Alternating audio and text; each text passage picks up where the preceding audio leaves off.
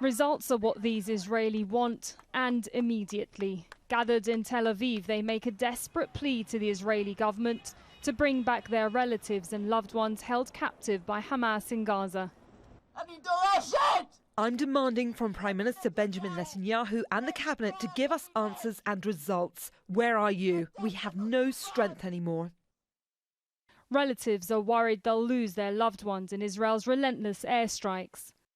News of the death of one 19-year-old soldier, Noah Marciano, has come as a shock for many.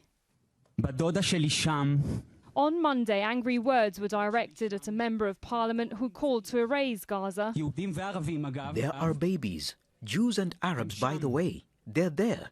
What is it supposed to do to our mental strength to hear you talk with such slogans? To erase, to annihilate, to flatten. Who are you flattening?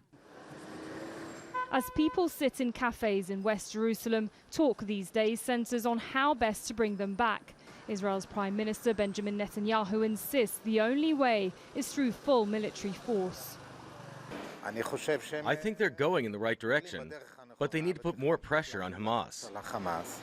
We feel that, they're not doing enough, but we may not know the full story. And so I believe that they are doing the best they can. The government needs to do more to ensure captives are released through negotiations. Hamas is offering a 5-day ceasefire in exchange of releasing some of the captives, among other conditions. Israel hasn't responded. Now, these are just some of the faces of the 242 captives being held in Gaza.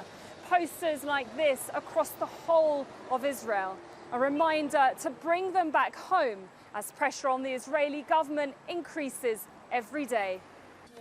Gershon Baskin helped negotiate the release of Israeli soldier Gilad Shalit in 2011 after 5 years in captivity. He believes that any type of ceasefire will be difficult to achieve.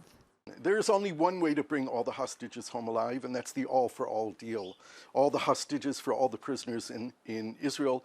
That's very unlikely to happen. We're talking about 7,000 people, 559 of them who had killed Israelis and are serving life sentences, 130 other terrorists who were caught in Israel after October 7th.